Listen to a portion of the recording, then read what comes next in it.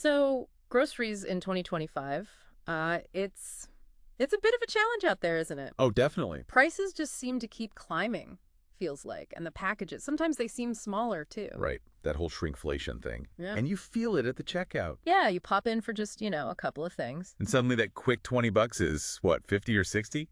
It's kind of shocking. It is, and it's frustrating. A really relatable feeling for a lot of people right now, I think. Absolutely. Which is why we wanted to do this deep dive. Exactly. We've been looking at this really practical source. It's a guide focusing specifically on tackling these rising grocery costs.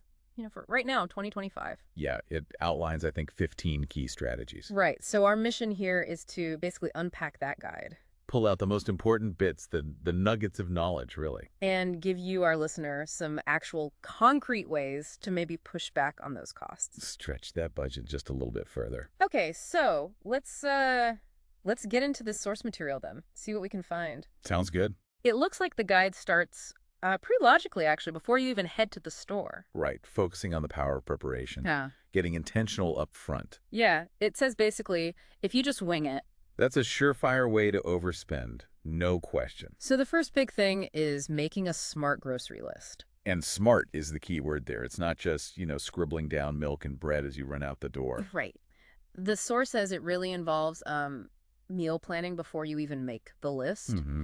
And it also mentions using digital tools, like apps were mentioned, Flip, Out of Milk. Yeah, those apps help you build the list around what's actually on sale that week. Ah, okay. So you're connecting the plan to the deals. Exactly.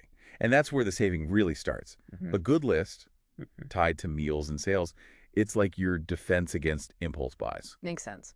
And the source really drives home how this simple step, it also cuts down on food waste.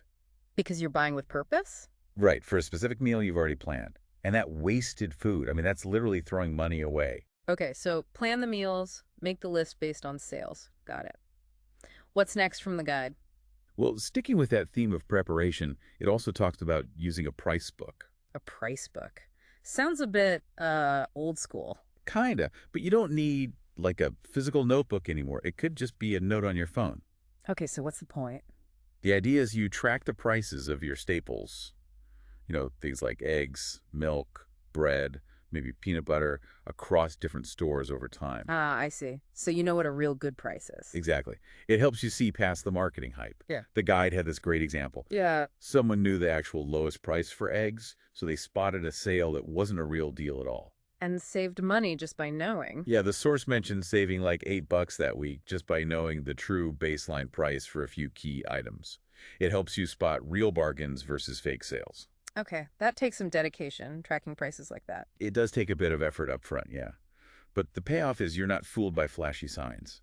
And speaking of timing and being strategic, the guide also mentioned knowing when to shop. Yeah, this was an interesting tactic. The idea that stores often mark down items. Like meat or bakery stuff. Exactly. Or produce that's getting close to its sell-by date. Yeah. And they do it at specific times. When's that usually? Often early in the morning, according to the source. Or sometimes later in the evening, kind of before closing time. And the guide had a story about that. Yeah, someone scored steak like half price just because they timed their visit right. I think it was a Thursday morning or something. Huh. So a little flexibility in when you shop could mean finding some hidden deals. Potentially, yeah.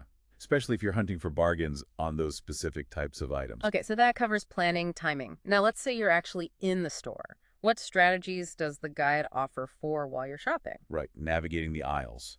One of the biggest recommendations, and maybe one of the easiest to start with, is to embrace store brands. Ah, yeah, the generic stuff. The source really pushes this. It does. And the reason is fascinating. Very often, these store brands were actually made by the exact same big companies that make the national brands. Really? So you're just paying for, what, the label, the Yeah, advertising? pretty much. Not necessarily a better product. The guide says you can typically save 20% to 30% just by making that switch. Wow, 20 to 30%. That's significant. It really is. And it mentions, those blind taste tests. Often people can't even tell the difference. Sometimes they even prefer the store brand. So skipping the label equals pretty big savings. Okay. Then another key tactic in the store is using digital coupons and weekly ads. Right. Moving beyond just clipping paper coupons. Yeah, the source really emphasizes using the store's own app. It mentioned places like Kroger, Walmart, Aldi. And their apps have special deals. Often, yeah. Exclusive digital-only coupons or loyalty offers you just won't find anywhere else. And it doesn't take long, right? Just scroll and clip them virtually. Exactly. A few minutes before you shop or even while you're in the aisle for instant savings at checkout.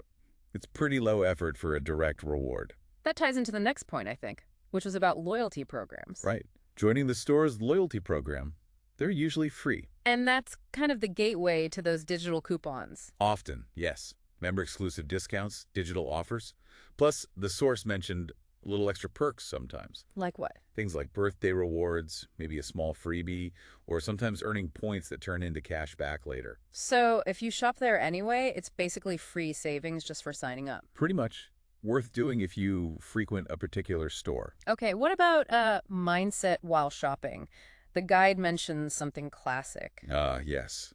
The age-old advice. Eat before you shop. The shopping hungry trap. It's real, isn't it? Oh, it's a huge financial trap, according to this source. Mm. When you're hungry, your impulse control just plummets. Everything looks good. Everything. Especially those snacks by the checkout, the smell from the bakery. Right. It's all designed to tempt you when you're vulnerable like that. And the guide put a number on it. It did. It gave this specific example. Just eating a simple granola bar before leaving the house could easily save you like $20 or more on a shopping trip. $20 just by not being hungry. Yeah, by helping you resist all those unplanned, hunger-driven impulse buys that sneak into the cart.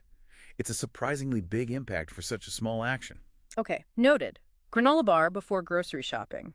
What about navigating the store itself? Right, the physical layout. The guide advises you to stick to the perimeter. The perimeter, like the outer walls of the store. Exactly. Think about how most grocery stores are set up. Okay. The fresh stuff, produce, meat, dairy, eggs, it's almost always around those outer edges. And the middle aisles. That's where you tend to find more of the packaged goods, the processed foods, snacks, sodas, often the higher margin convenience items. So the advice is basically walk smart to shop smart.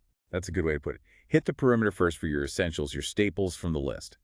Then only go down the center aisles for specific things you actually need. Helps you avoid just browsing past temptation after temptation. Precisely. Keep focused. And while you're walking those aisles, especially maybe the center ones, the guide talks about looking closely at prices. Yes. Being sharp about unit prices Yeah. and price matching.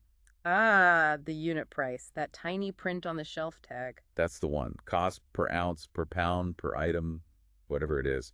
It's crucial because the source reminds us sometimes the smaller package is actually cheaper per unit. Not always the big family size then. Nope. You always got to do that quick comparison. Don't just assume bigger is better value. Good tip. And price matching. Do stores still do that? The guide says some major ones like Walmart and Target still offer price matching in many areas. It's definitely worth checking your local store's policy. Because that could save you trips to multiple stores, right? Exactly. Get the best price on certain items all in one place. Okay, another strategy. This one especially for produce. Shop seasonal and local. Yeah, this is a really good one for a couple of reasons. Sure, right. Usually, yeah. If it's in season and grown nearby, it hasn't traveled for days or weeks. But the big thing for your wallet is that it's typically way cheaper. Why's that? Just supply and demand. Mm. When something's in season locally, there's lots of it, so the price goes down. The guide suggests checking farmers markets, obviously. If you have one nearby. Right.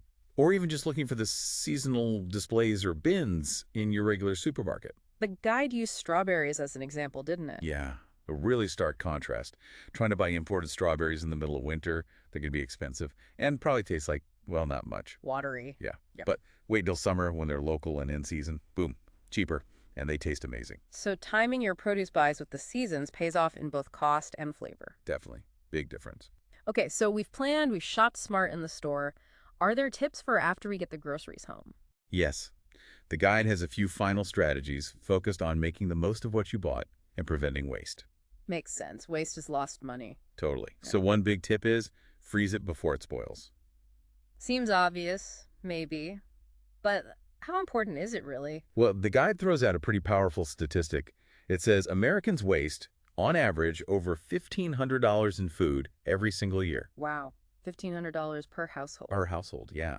The source points out that's enough money for a decent vacation. That puts it in perspective. Okay, so freezing is key. What kind of stuff? Leftovers, obviously, freeze them right away if you know you won't eat them soon. Yeah. But also, Aging produce like berries starting to soften, freezing for smoothies, peppers getting wrinkly, chop and freeze for cooking later. Even bread? Absolutely. Freeze half the loaf if you won't use it quickly. It thaws perfectly fine.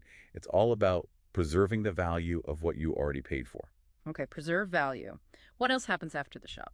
Related to buying efficiently, the guide talks about buying in bulk, but smartly. Ah, the Costco trap, or opportunity. Exactly. Bulk buying can save you a lot per unit, per ounce, per roll, whatever. That's true.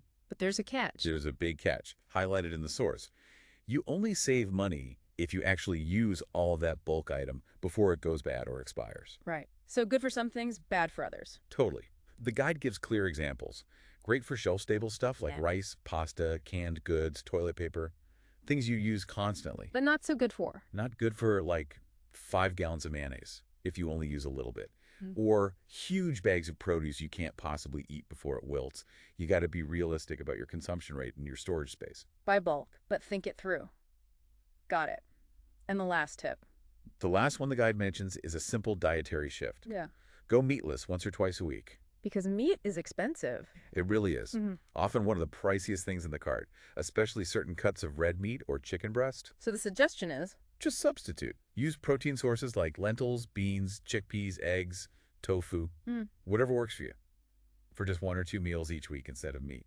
and that actually saves much. The guide estimates it can save you $5 to $10 per meal, sometimes more, depending on what meat you're replacing. That adds up quickly over a month. It really does. Uh-huh. Plus, you often get some added health benefits too, more fiber, plant-based protein. It's kind of a win-win. Okay, wow. So that's 15 different strategies we've pulled from this guide. Yeah, covering everything from the planning stages to navigating the store to what you do once you get home. So if we try to tie this all together, what's the big picture here? I think the core message, really, that we're getting from the source material is that saving money on groceries in, these tougher times, it's not really about depriving yourself. Right. It's not about eating less or only eating ramen. Exactly. It's about becoming a more strategic shopper, more intentional. Using knowledge, using the tools available, making conscious choices before, during, and after the trip. Yeah. And the guide seems to encourage not getting overwhelmed by trying to do all 15 things at once. That sounds wise.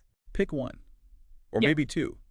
Whichever strategy feels easiest or like it might have the biggest impact for you right now. Try it out this week. See how it goes. And then build from there. Even small changes, if you apply them consistently, they really can add up to noticeable savings over time. Yeah. Especially with prices being what they are. Okay.